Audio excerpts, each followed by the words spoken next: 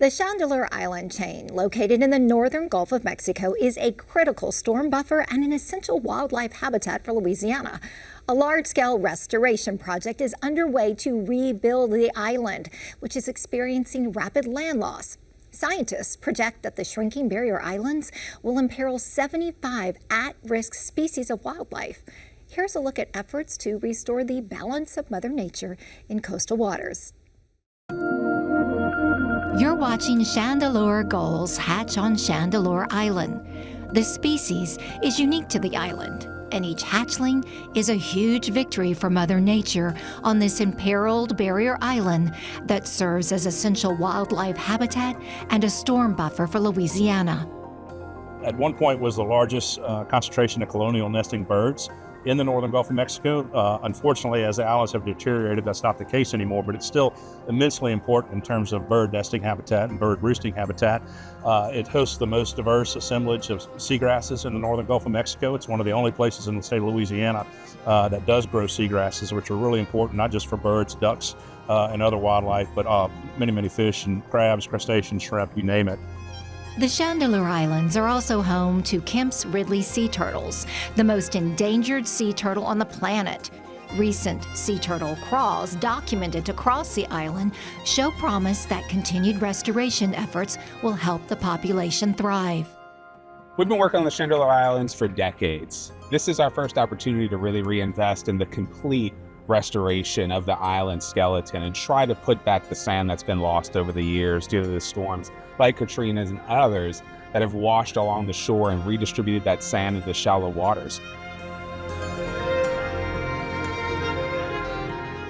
As part of Louisiana's 50-year coastal master plan, the Chandeleur Islands are undergoing a large-scale maintenance project to restore its ecosystem. The project is in the engineering and design phase, with construction slated to start in 2026.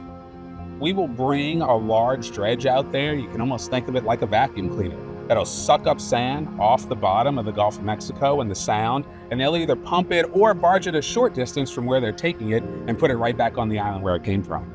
What is the approximate price tag of the restoration of it? There's really no limit out here, right? Because this is a very large island that deserves all the investment that we can find that aligns with the needs of restoration that we have out there. So, you know, it could be $300, $500 million if we wanted to do everything. Located 25 miles offshore, the uninhabited islands link habitats between the eastern and western regions of the Gulf of Mexico. So putting that back on there not only restores habitat for all the animals that live out there, but provides protection for all the communities inside the islands like this one. In the span of 5 years, the Chandeleur Islands suffered a devastating double whammy. First, from Hurricane Katrina in 2005, and then from the Deepwater Horizon oil spill in 2010. Funds from the Deepwater Horizon oil spill settlement will help pay for the project. We've got multiple funding streams for Deepwater Horizon. The largest is our NERDA, Natural Resource Damage Assessment dollars. Came in at $5 billion through CPRA for ecosystem restoration.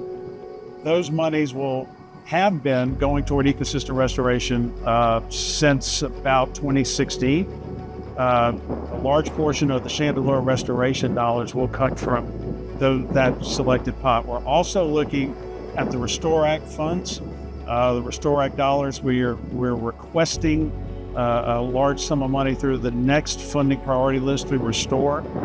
That'll come out in about the middle of 2026. Hopefully that will supplement the other half of our large-scale restoration.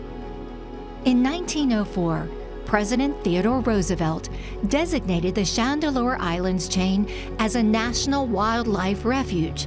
Once home to fishing and farming communities, over the years, the refuge's footprint has shrunk 90%. Restoration efforts aim to rebuild the island chain as a habitat for threatened wildlife and an important migratory stopover for thousands of birds.